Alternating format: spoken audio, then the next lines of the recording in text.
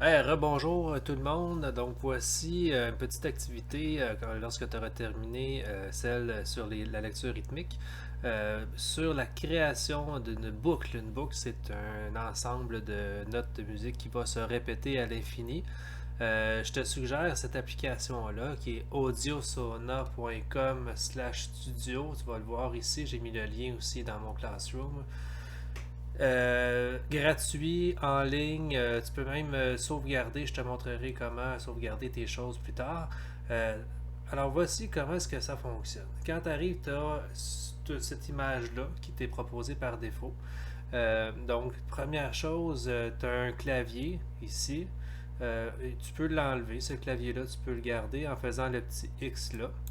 Donc, pour pouvoir écrire, tu as trois instruments qui sont mis par défaut, là. Donc, pour pouvoir écrire, tu choisis l'instrument dans lequel tu veux. Ici, si tu veux changer son son, tu double-cliques. Regarde ici, double-clic, clic-clic. Et ça va te donner une liste d'instruments pour savoir comment ils sonnent. Tu peux aller faire ça, détester. T'en as plusieurs de disponibles. Mettons que je choisis lui. Et là, je prends un crayon. Le crayon, ici, tu l'effaces, donc la sélection. Mais là, je veux le crayon.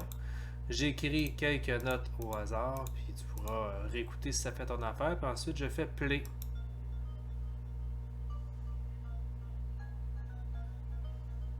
Et ces deux mesures-là vont se répéter à l'infini.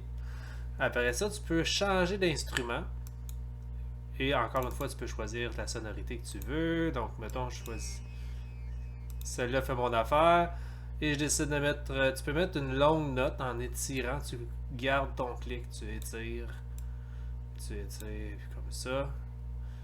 Voilà. Si tu veux aller plus grave, il y a toujours moyen de descendre ici puis aller plus grave.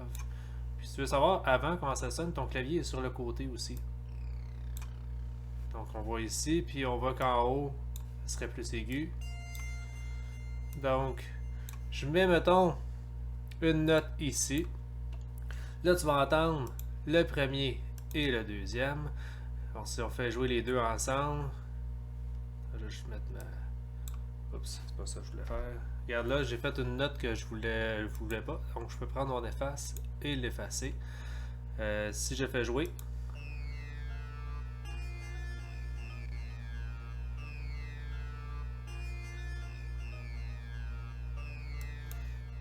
pour faire stop quand tu veux plus l'entendre. Le troisième instrument que tu peux mettre, ce sont des percussions. Pour entendre le son de percussion, encore une fois, sur le côté. Donc, tu peux prendre le bâton, tu veux ce son-là. Je veux 1, 2, 3, 4. Puis si je veux deux coups, mettons. Plus rapide.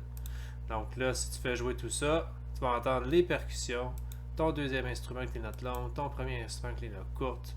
Tu es libre de faire ce que ça te tente, puis ça va se répéter à l'infini.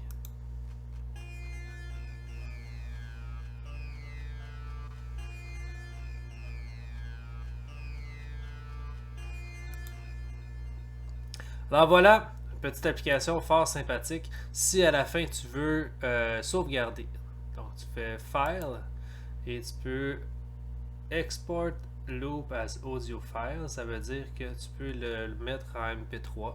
Donc tu vas pouvoir mettre ça dans ton ordinateur quelque part. Donc c'est plus en WAV, je m'excuse. Donc .wav, tu sauvegardes ça dans l'ordinateur si tu as un ordinateur, dans la tablette si tu as une tablette. Donc super intéressant comme façon de composer sans que tu aies besoin de beaucoup de connaissances puis de supervision non plus. Si tu as des questions encore une fois, gêne-toi pas, je peux répondre sur Classroom. Bonne chance, bon succès, puis envoyez-moi vos trucs si vous avez des choses intéressantes.